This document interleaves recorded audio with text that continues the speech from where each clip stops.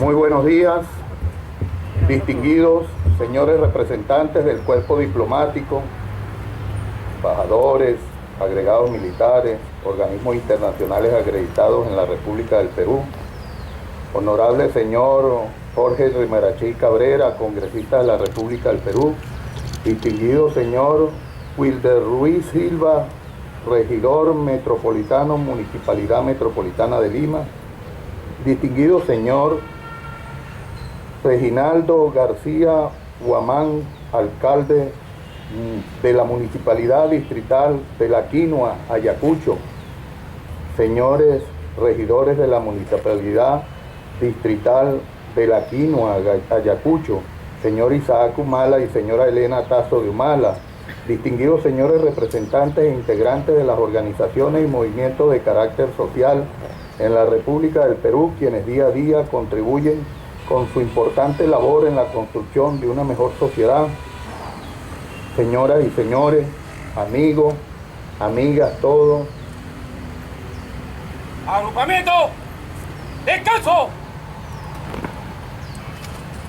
Tal día como hoy, 3 de febrero de 1795, en la ciudad de Cumaná, región nororiental del territorio venezolano, en la costa del Mar Caribe, nació hace 221 años el gran mariscal de Ayacucho, Antonio José de Sucre y Alcalá, para gloria de mi patria y de América toda.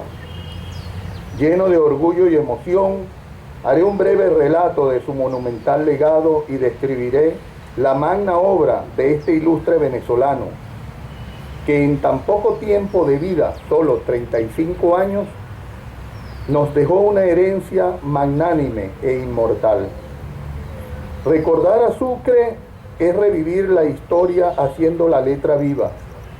Nuestro comandante supremo, Hugo Rafael Chávez Frías, recalcaba el poder aleccionador de la historia al referirse al gran mariscal de Ayacucho cuando decía, abro comillas, Sucre tenía 29 años cuando se hizo inmortal en Ayacucho, en la gran batalla libertadora de Sudamérica, de los mejores soldados, de los mejores revolucionarios, de los mejores líderes.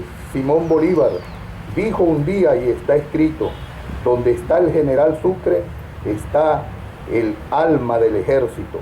Era él alma del ejército, alma del pueblo, el cumanés, humilde pero empeñado, con una voluntad de acero, una inteligencia muy creadora para lo militar, para lo diplomático, para lo político, cierro comillas. Después de haber realizado sus primeros estudios en su ciudad natal, el joven Sucre se trasladó a Caracas, donde se formó con valores de orden, disciplina y autoridad, al ritmo de estudios de matemática, fortificación y artillería. Estos conocimientos y principios serían vitales para la carrera que estaba a punto de comenzar. A los 15 años se alistó en el ejército patriota como alférez de ingenieros y participó en la campaña de Francisco de Miranda de 1812 contra los realistas, durante la cual ascendió a teniente. Tras el fracaso de este intento emancipador, se refugió en la isla de Trinidad, donde entabló contacto con Santiago Mariño, a quien siguió en 1813 en la expedición de reconquista de Venezuela, en la que tomó Cumaná e intervino en la organización del Ejército de Oriente. Su arrojo y sus dotes para la guerra determinaron su ascenso a teniente coronel y como tal, tomó parte en la ofensiva sobre Caracas. Sin embargo, vencido su ejército en Aragua y Urica, debió huir para no ser apresado por los realistas. La segunda tentativa independentista había fracasado. Integrado de nuevo en la lucha, en la segunda mitad de 1815, intervino en la defensa de Cartagena de Indias, desde donde pasaría a combatir en la Guayana y en el Bajo Orinoco. Este marco de circunstancias determinó a Sucre para unirse al ejército del Libertador. Los argumentos de su adhesión a Bolívar se encontraban asociados al principio del orden y las jerarquías que debían guardarse en el interior de los ejércitos. En 1818 marchó a Angostura y allí Antonio José de Sucre se convirtió en uno de los mejores lugartenientes de Bolívar y se ganó la amistad y el respeto del Libertador, quien destacó siempre sus dotes militares y su elevado sentido de la moralidad. Desde ese momento, la lealtad hacia Bolívar y su compromiso con la Gran Colombia serían inquebrantables. Sucre pasó al Estado Mayor de Bolívar y fue designado integrante de la comisión que firmó el armisticio y la regulación de la guerra en Santa Ana de Trujillo en noviembre de 1820 con el general Pablo Morillo, considerado por Bolívar como el más bello monumento de la piedad aplicada a la guerra.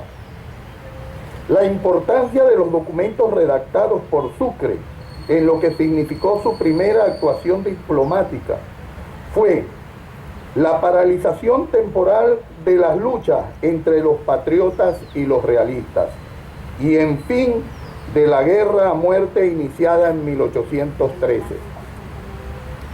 El documento marcó un hito en derecho internacional, pues Sucre fijó mundialmente el trato humanitario que desde entonces empezaron a recibir los vencidos por los vencedores en el campo de batalla.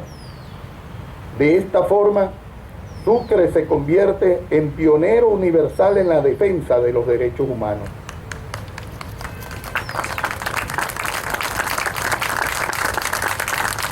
El éxito acompañó a Sucre desde las primeras operaciones militares. La campaña del sur concluyó con la batalla de Pichincha en el 24 de mayo de 1822, en la que cayó abatido el ejército realista.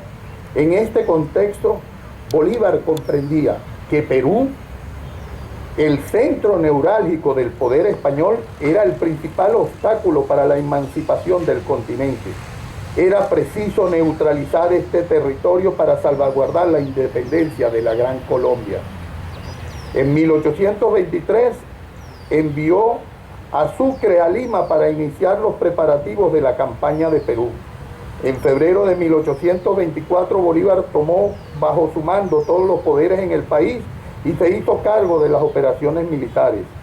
Antonio José de Sucre acompañó a Bolívar en la victoriosa batalla de Junín el 6 de agosto de 1824 y al frente del ejército patriota en ausencia de Bolívar venció el 9 de diciembre de 1824 al virrey José de la Serna en Ayacucho, batalla en la que brillaron singularmente sus extraordinarios dotes de estratega, otorgándole el Congreso del Perú el título de Gran Mariscal de Ayacucho.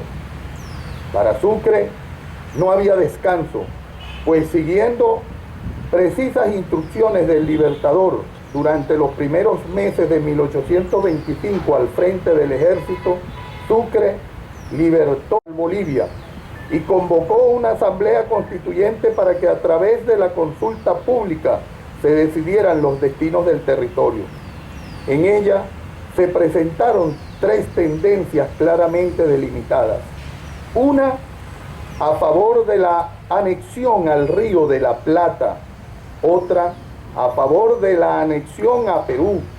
Y la tercera, a favor de la independencia. La propuesta triunfadora resultó ser la tercera. La asamblea promulgó la independencia el 6 de agosto de 1825 y nombró a Sucre presidente vitalicio.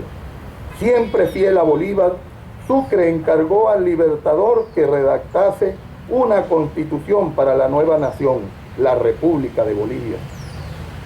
El mandato presidencial de Sucre fue un empeño de modernización social, cuyos ideales igualitarios toparon con la jerarquizada sociedad boliviana. Entre otros asuntos, se preocupó por la organización de la hacienda pública, promovió la libertad de los esclavos, distribuyó tierras entre los indios y dio un impulso decisivo a la educación, creando colegios superiores y escuelas primarias en todos los departamentos del país. En función de estos logros, ya la fama de Sucre se extendía por todo el continente y sus enemigos sabían que siempre sería fiel al libertador y al ideario integracionista de la Gran Colombia, por lo que planificaron su asesinato con alevosía y ensañamiento, llevándolo a cabo en un pasaje de la selva de Berruecos el 4 de junio de 1830.